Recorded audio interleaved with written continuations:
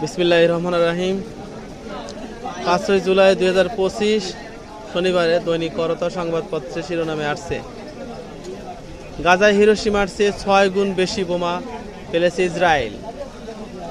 ইরানের হামলার পর ইসরায়েলি যুদ্ধবিমান থেকে অব্যাহত বোমা ফেলা হয়েছে ফিলিস্তিনে এবং 24 ঘন্টার মধ্যে যুদ্ধবিরতির চূড়ান্ত প্রস্তাবে হামাসের সিদ্ধান্ত জানা যাবে ট্রাম্প। এবং প্রথম দেশ হিসেবে তালেবান সরকারকে স্বীকৃতি দিল রাশিয়া।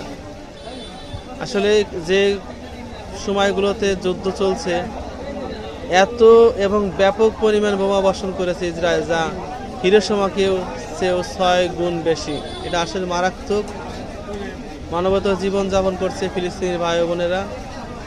পৃথিবীর সকল বিশ্ববিদ্যালয়, গবেষণা, প্রত্যেকের জায়গা থেকে সিদ্ধান্ত নেওয়া উচিত আসলে ইসরায়েলকে কোনোভাবে সাহায্য সহযোগিতা করা যেন না হয়। কেননা ইসরায়েল তো মানুষ না, মানুষকে ধ্বংস করে সভ্যতাকে নষ্ট করে দিচ্ছে এবং অমানুষের পরিচয় দিতেছে এবং ভদ্রতার লেবাস বিন্দুমাত্র ওদের শরীরে নেই।